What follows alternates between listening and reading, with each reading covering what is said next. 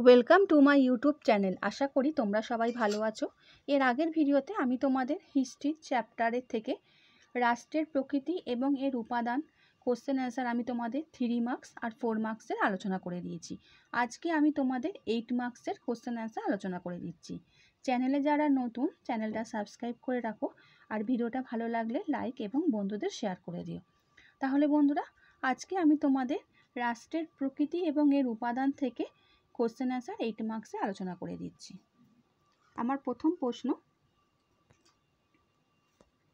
অর্থশাস্ত্রে কৌটিল্য বর্ণিত রাষ্ট্রতত্ত্ব সপ্তাঙ্গ তত্ত্ব আলোচনা করো। কৌটিল্যের সপ্তাঙ্গ তত্ত্বের পরিচয়।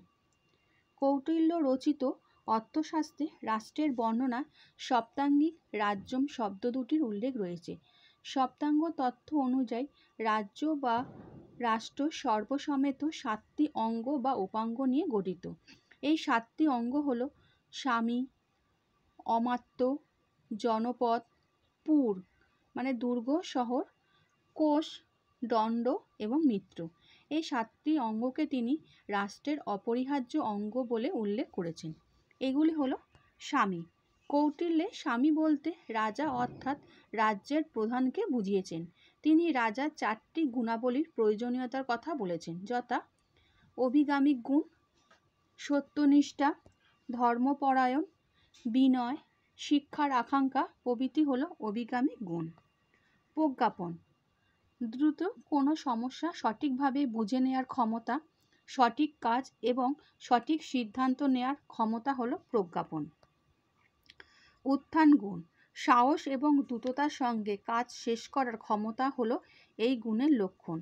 আত্মসম্পদ, বাগ্মিতা, ইন্দ্রিয় সংযম, স্মৃতিশক্তি, বিপদকালে অবিচলিত থাকা, এই সমস্ত গুণই হলো আত্মসম্পদ। সেকেন্ড পয়েন্ট, অমাত্য বা মন্ত্রী।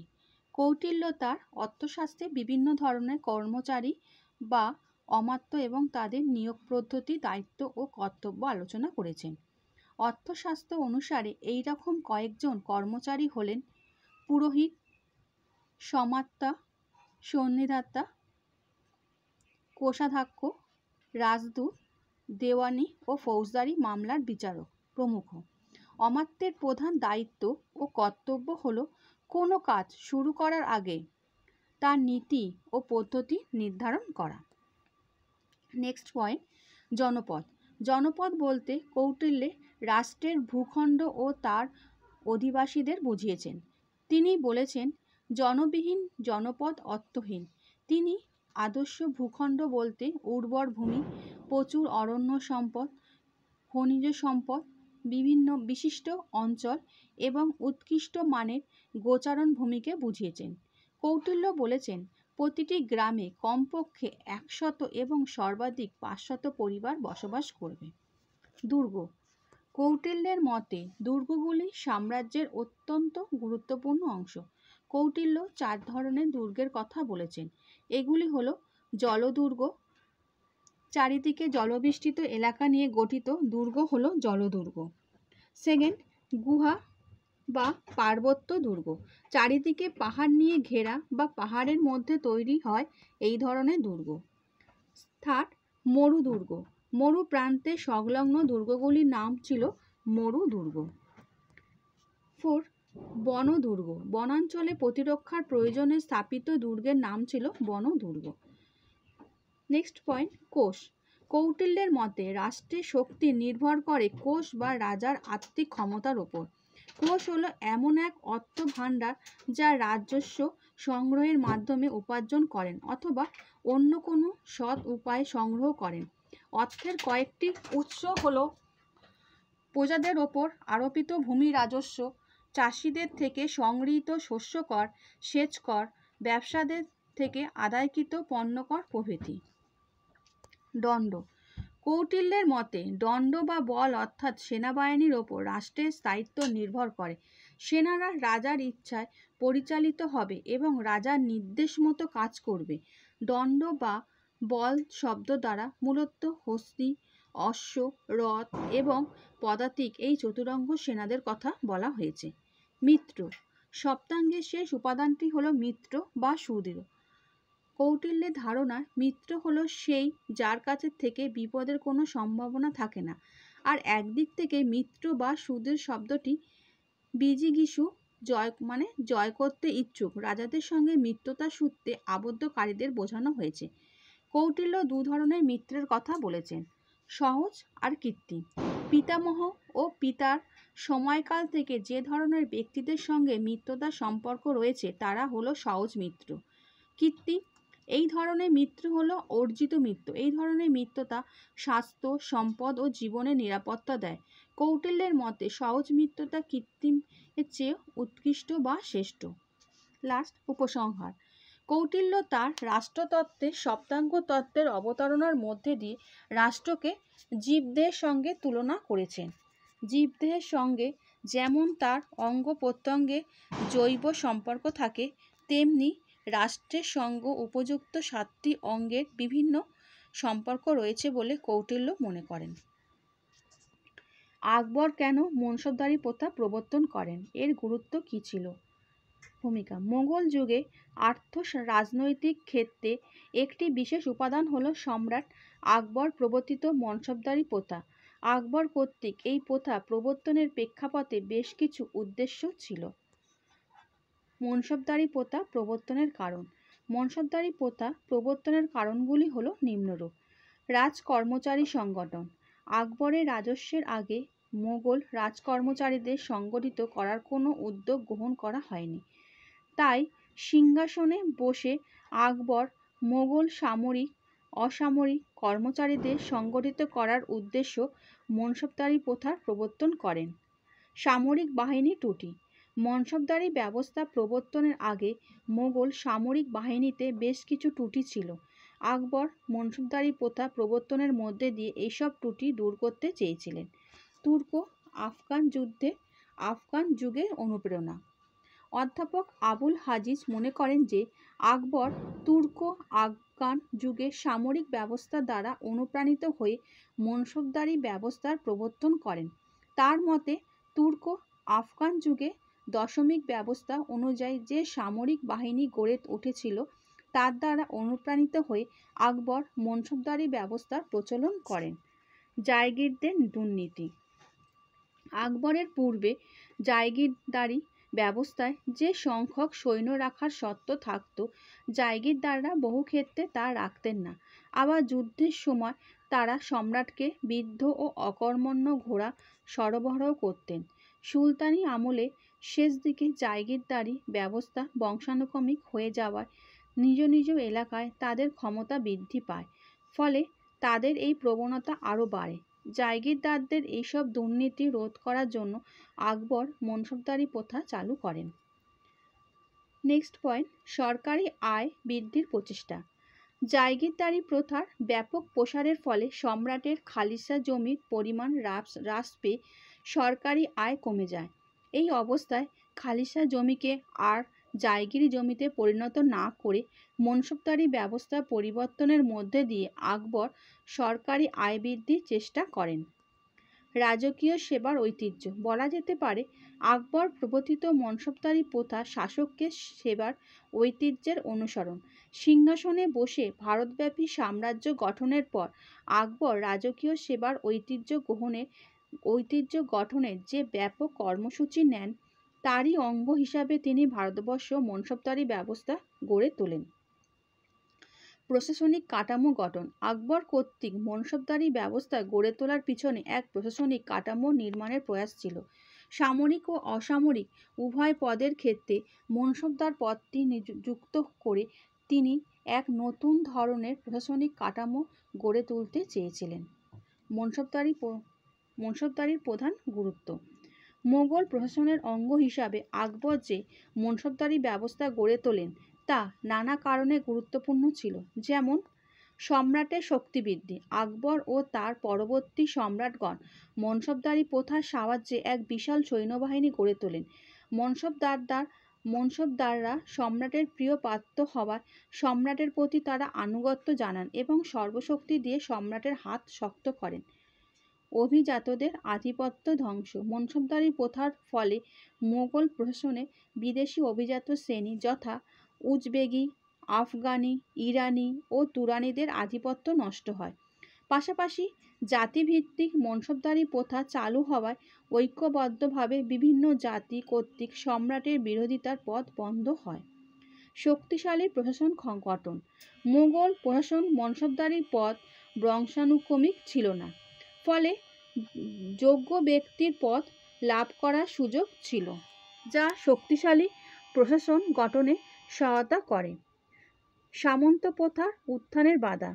মনসবদার পদে বংশানুক্রমিকভাবে নিয়োগের ব্যবস্থা না থাকার ফলে সামন্ত প্রথার আত্মপ্রকাশের সম্ভাবনা ছিল না। এক কথায় মনসবদারি প্রথা ছিল একের মধ্যে অনেক, যা কেন্দ্রীয় ক্ষমতাকে শক্তিশালী করেছিল। নেক্সট কোশ্চেন, রোমান পণ্ডিত মার্ক তুল্লি সিসেরোর রাষ্ট্রচিন্তা ও রাষ্ট্রদর্শ আলোচনা করো। সূচনা।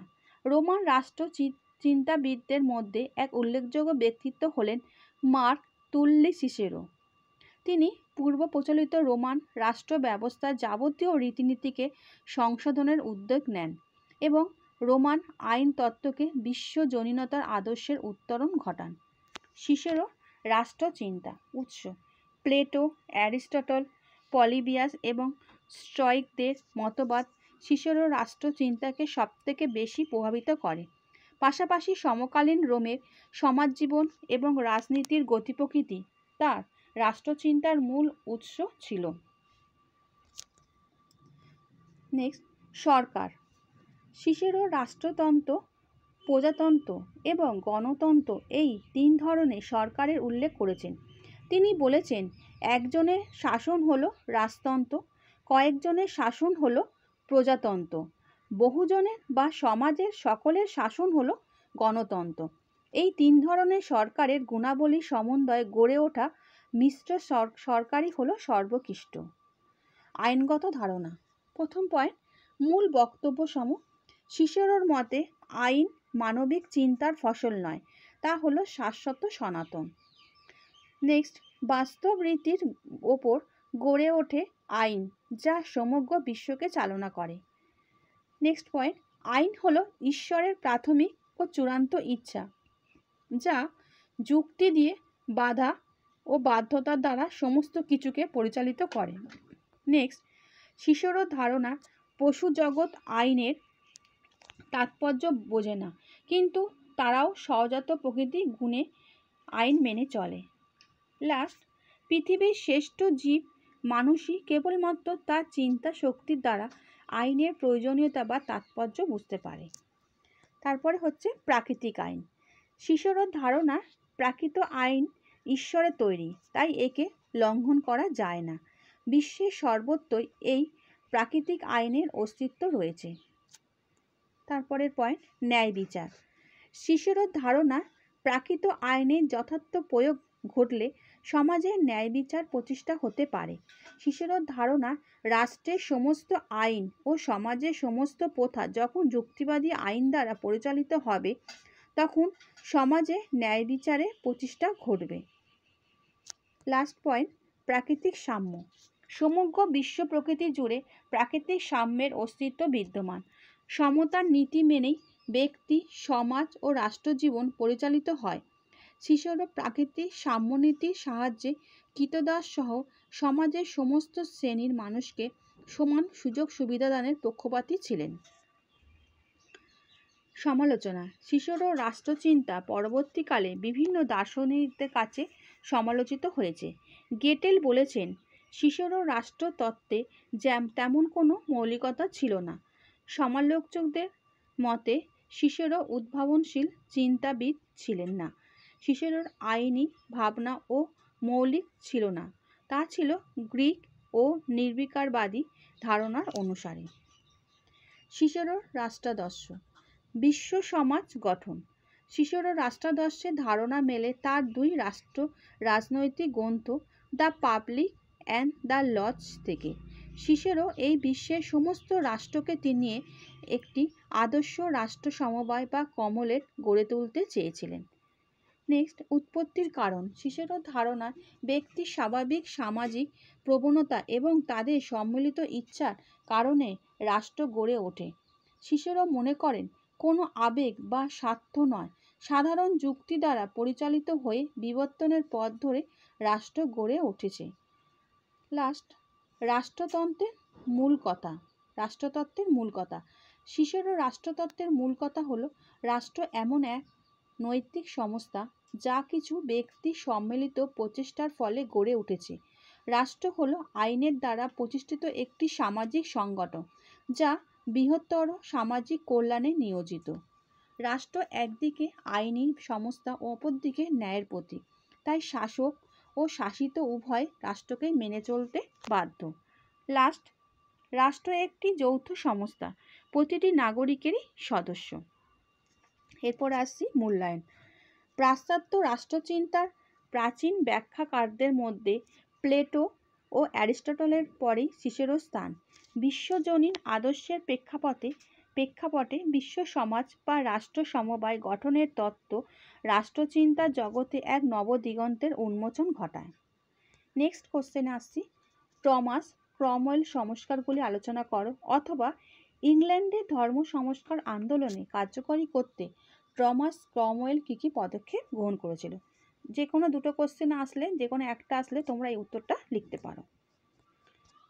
উত্তরটা প্রথমে বলছি, ভূমিকাটা। ইংল্যান্ডের খ্যাতনামা রাজনীতিবিদ টমাস ক্রমওয়েল ছিলেন একজন কর্মকারের পুত্র। তিনি রাজনীতির নানা দুর্গম পথ পেরিয়ে ইংল্যান্ডের শক্তিশালী মন্ত্রী পদ লাভ করেন এবং সংস্কার আন্দোলনে কার্যকরী করতে বিভিন্ন পদক্ষেপ নেন। টমাস ক্রমওয়েল সংস্কার, তার সংস্কারগুলি কার্যাবলীর মধ্যে ছিল, প্রথম হচ্ছে জাতীয় চার্চ প্রতিষ্ঠা। মনে প্রাণে রাজতন্ত্রের অনুরাগী এবং রাজার সম্মত ক্রমওয়েল ইংল্যান্ডের রাজার ক্ষমতা বৃদ্ধির উদ্দেশ্য ইংল্যান্ডে জাতীয় চার্চ গড়ে তোলেন। এর ফলে রোমান চার্চের সঙ্গে ইংল্যান্ডের সম্পর্ক ছিন্ন হয় এবং দেশে জাতীয় সার্বভৌমত্ব প্রতিষ্ঠিত হয়। পোপের প্রাধান্য বাতিল। টমাস ক্রমওয়েল পার্লামেন্টের আইনের সহায়তায় ইংল্যান্ডের চার্চে পোপের প্রাধান্য বাতিল করে রাজার প্রাধান্য প্রতিষ্ঠা করেন। এর ফলে রাজা সর্বাধিক ক্ষমতার অধিকারী হন। চার্চের যাবতীয় সম্পত্তি রাজার হস্তগত হলে তার আর্থিক শক্তিও বৃদ্ধি পায়। Act of supremacy. Cromwell vicar general বা মুখ্য ধর্মীয় আধিকারিকদের পদে নিযুক্ত হয়ে 1534 খ্রিস্টাব্দে অ্যাক্ট অফ সুপ্রিমেসি নামে একটি আইন পাশ করেন। এর দ্বারা তিনি ইংল্যান্ডের সব চার্চকে রাজার নিয়ন্ত্রণে আনার উদ্যোগ নেন। নেক্সট, ইংল্যান্ডের বড় মঠগুলির ওপর রাষ্ট্রীয় আধিপত্য কায়েম করেন এবং ছোট মঠগুলি বাজেয়াপ্ত করার উদ্যোগ গ্রহণ করেন। উল্লেখ্য যে অ্যাক্ট অফ সুপ্রিমেসির প্রতিবাদ করায় তিনি সে যুগের বিখ্যাত দুই পণ্ডিত স্যার টমাস মুর ও ফিশারকে প্রাণদণ্ড দেন। নেক্সট পয়েন্টে আসছি, মঠের প্রাধান্য ধ্বংস। ছোট মঠগুলি ধ্বংস করতে ক্রমওয়েল যে নীতি নেন তার বিরুদ্ধে উত্তর ইংল্যান্ডে 1536 খ্রিস্টাব্দ নাগাদ পিলগ্রিমেজ অফ গ্রেস নামে এক বিদ্রোহ ছড়িয়ে পড়ে। টমাস ক্রমওয়েল কঠোর হাতে এই বিদ্রোহ দমন করেন। লর্ড ডার্সি, লর্ড হুমের সহ কয়েকজন অ্যাবট ও বিদ্রোহী নেতাদের প্রাণদণ্ড অথবা কারাদণ্ড দেওয়া হয়। এইভাবে ক্রমওয়েল সব ধরনের মঠের ওপর রাষ্ট্রীয় নিয়ন্ত্রণ প্রতিষ্ঠা করেন। নেক্সট পয়েন্ট, রাজার ক্ষমতা বৃদ্ধি। ক্রমওয়েল তার সংস্কার দ্বারা রাজার ক্ষমতা বৃদ্ধি করেন, ফলে রাজতন্ত্রের সম্মান বৃদ্ধি পায়। রাজা অষ্টম হেনরির ক্ষমতা ও অর্থ উভয় তীব্র আকাঙ্ক্ষা ছিল। ক্রমওয়েলের নীতির দ্বারা রাজার উভয় আকাঙ্ক্ষায় চরিতার্থ হয়। পার্লামেন্টের ক্ষমতা বৃদ্ধি। ক্রমওয়েল রাষ্ট্রতন্ত্রের সম্মান ও রাজার ক্ষমতা বৃদ্ধির পাশাপাশি ইংল্যান্ডের পার্লামেন্টকেও শক্তিশালী করে তোলে। তিনি রাজাকে দিয়ে ঘোষণা করান যে রাজার সার্বভৌম ক্ষমতা পার্লামেন্টের হাতেই নিহিত। ক্রমওয়েল পার্লামেন্টের সদস্যদের মতামত প্রকাশের স্বাধীনতা, গ্রেপ্তারের হাত থেকে মুক্ত থাকা, সদস্য নির্বাচন, বিতর্কের সৃষ্টি হলে তাতে হস্তক্ষেপ করা প্রভৃতির অধিকার দেন। নিয়মতান্ত্রিক রাজতন্ত্র। পরবর্তীকালে ইংল্যান্ডের সীমাবদ্ধ রাজতন্ত্র এবং পার্লামেন্টের সুদৃঢ় ক্ষমতার কাঠামোটি গড়ে তোলার কৃত্রিমই হচ্ছে ক্রমওয়েলই। রাজা ও পার্লামেন্ট যে যুগ্মভাবে শাসন ক্ষমতা প্রয়োগ করতে পারে তিনি প্রথম সেই ধারণা জন্ম দিয়েছিলেন। এই পথ ধরে অবশেষে 1688 খ্রিস্টাব্দে গৌড়ময় গৌরবময় বিপ্লবের মাধ্যমে রাজতন্ত্র সেখানে নিয়মতান্ত্রিক রাজতন্ত্রে পরিণত হয়। উপসংহার: ইংল্যান্ডের গণতান্ত্রিক রাষ্ট্র ব্যবস্থার বিকাশে টমাস ক্রমওয়েলের অবদান। তিনি একদিকে পোপ ও খ্রিস্টান ধর্মের প্রাধান্য হ্রাস করেন, অন্যদিকে ইংল্যান্ডের রাজা ও পার্লামেন্টের ক্ষমতা বৃদ্ধি করে সেই দেশে নিয়মতান্ত্রিক রাজতান্ত্রিক কাঠামো গড়ে তোলেন। আচ্ছা বন্ধুরা, আশা করি তোমরা আজকের এই কোশ্চেন আনসার বুঝতে পেরেছো। চ্যানেলের সঙ্গে যুক্ত থাকো। নেক্সট ভিডিওতে আমি তোমাদের সাংস্কৃতিক পরস্পরার পরিবর্তন, এটা আমি তোমাদের কোশ্চেন আনসার দিয়ে দেবো। এখান থেকে তোমাদের কোশ্চেন আসবে 3 মার্কস আর 4 মার্কস। এখান থেকে তোমাদের কিন্তু কোনো 8 মার্কসের কোশ্চেন আনসার আসবে না, কিন্তু লাস্টের যে চ্যাপ্টার আছে দিগন্তের পোশাক, সেখান থেকে তোমাদের 3, 4 আর 8 মার্কসের কোশ্চেন আসবে। শুধুমাত্র এই অধ্যায় থেকে তোমাদের বড় কোশ্চেন করতে হবে না, 3 আর 4 করলেই তোমাদের হবে। আমি তোমাদের নেক্সট ভিডিওতে 3 মার্কসের কোশ্চেন অ্যান্সার আলোচনা করে দেবো। আর ভিডিওটা ভালো লাগলে লাইক এবং বন্ধুদের শেয়ার করে দিও। আচ্ছা বন্ধুরা, ভালো থেকো।